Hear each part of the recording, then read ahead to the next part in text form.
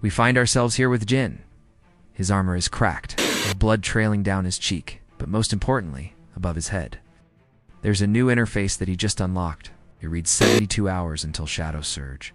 As he blinks in confusion, he hears the whispers, ancient and inhuman. And then suddenly the screen glitches. Prepare to command shadows. Obviously, this is not just about survival anymore. It's clear that he's being chosen. The question is, chosen for what? What is coming? Is it good or bad? Well, probably bad if it means he has to leave the safety of the forest for a ruined city overgrown with weeds, a place where the very air is thick with death. And also, by the way, where the grass happens to be completely unfazed by his massive battle axe. As he presses on, he's met by a young woman, a road-class scout, age 21. Silver twin daggers flash in her hands, short lavender hair, and bright teal eyes. But she's not here to make friends. In fact, she's ready to attack. Although when she draws her daggers, we see a flash of fear behind her facade. Why is that? Well, that's because she just watched her entire scouting party get obliterated by shadow anomalies, beasts made of living darkness. And now she believes Jin is the same, an inhuman monster who brings nothing but death. But Jin, of course, is not an anomaly. He's actually a human, though perhaps in a few minutes he might become one himself. As he makes that realization, the very ground cracks beneath his feet. A giant shadow rift tears open, spewing forth corrupted warriors. 5 of them. But who are they? Well, they look like Jin, except they don't. They're shadow-forged copies of the fallen hunters, Jin's fellow members of the Azure Order.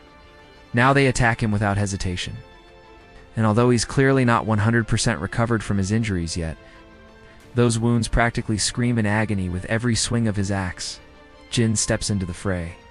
He throws his weapon with unnatural speed and grace, slicing through the first warrior's torso like he's made of butter. With a grunt, the duplicate dissolves into darkness. But this is far from a normal battle. These enemies learn and adapt with each strike. For example, the second warrior deflects the next throw, and when Jin gets close, he blocks and parries. It takes everything Jin has just to stay alive. Meanwhile, the rogue watches in stunned silence, surprised that the monster she thought she was facing is actually skilled in combat. At least the third warrior doesn't even bother trying to block. Instead, he goes for a grapple, forcing Jin to kick him in the face and creating some space. But this gives the fourth warrior an opportunity. He unleashes a barrage of lightning spells, which Jin deflects with his shield, panting heavily as he does so. But even he can tell that this is not going to last forever. And it doesn't.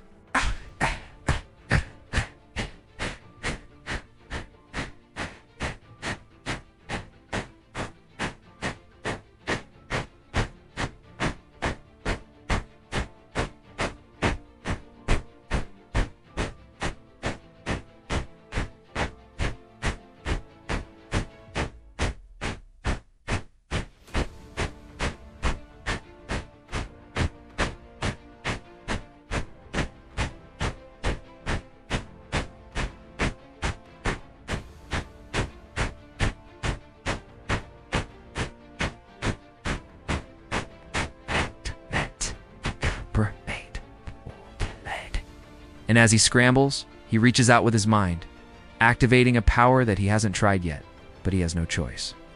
The moment before the warrior's blade finds its mark, his shadow clones activate, 2 figures rising from the ground to intercept. That should buy him a bit of time, enough time for him to recover, enough time to fight back. But wait, what's that? The clones are dissolving. Seems these duplicates aren't exactly invincible.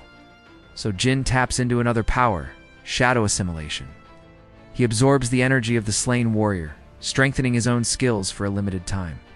This gives him the opening he needs, allowing him to finally land a hit and send the last of the corrupted hunters collapsing. With the immediate danger over, Jin collapses onto his knees, breathing heavily. And in that moment, the system grants him a temporary upgrade. Command. Shadowborn Legion, currently locked. Jin might have just saved his life, but he did not defeat the source of these threats. And so he can't help but wonder what comes next. Well, we'll find out soon enough. But first we need to check in with Guildmaster Roven. Despite having just been humiliated in front of the entire Hunters Guild, he is still determined to capture Jin. He wants answers, and he wants them now. So as we cut back to Jin, he's got a bit of a problem. Survived, but he's injured and low on mana. Not exactly the best combination. But at least he has company. What? The rogue introduced herself as Lira, and despite the rocky start, she's surprisingly agile, able to traverse the crumbling fortress walls with ease. Plus, she's got a great sense of humor. For example, when Jin remarks about how nice it would be if they could fly, she quips back, "I can teach you that." And then she proceeds to dropkick an enemy straight into the abyss. But their lighthearted banter cannot hide the looming threat. Jin has just unlocked a new part of his powers. He's linked to the Shadow Rift, the source of the corrupted hunters. And now he can feel their presence growing stronger. Something big is coming. And as he tries to calm his racing thoughts, he hears a voice. It belongs to Kael, a man he thought he killed. But obviously that didn't happen. Now Kai is taunting him, calling him a weakling, saying that it's time to end it. But before Jin can respond, Lira grabs his arm. It's time to go. She refuses to stick around and find out what happens next. But Jin doesn't want to leave. Feels a connection to this place. He senses something important nearby. Maybe the answers he's seeking, and so he stays, much to Lyra's annoyance. But when she turns to leave, the ground shakes violently. Another shadow rift opens behind her. Jin immediately regrets not convincing her to stay.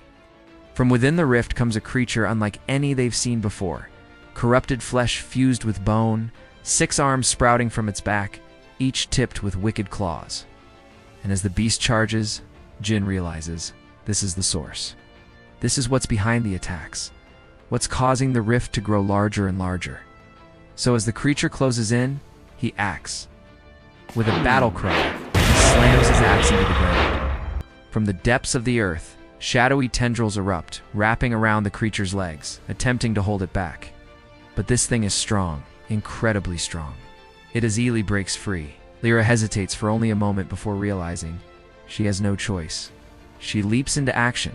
Acrobatic movements, flash blades. She's all over the creature, forcing it to focus on her.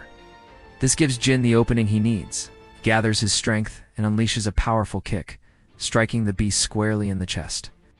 The creature staggers back, giving Jin and Lira a chance to regroup. The fight is far from over, but for now, they've held it off. That's not all.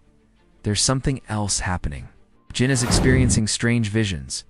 He sees Kael again, except this time Kael is different. He's not cloaked in shadow, but standing atop a throne of bones with thousands of corrupted warriors at his command. Kael looks directly at Jin and says, "You are the Shadowborn, the key to ending this charade. The false king shall fall." And when Jin wakes from the vision, he understands. Kael isn't just a hunter like him. Kael is his past. In a way, Kael is Jin himself. In another time, under other circumstances, Kael would have become the leader of the Azure Order, the one hailed as a hero. But fate had other plans. So now Jin must rise to meet his destiny. The system announces. Shadow Surge begins in 70 hours. And as the camera pans away, we get our final shot. High angle. Wind blowing Jin's cloak behind him, the fortress ruins framing him like a tomb. He stands silhouetted against the sky, the embodiment of the coming storm.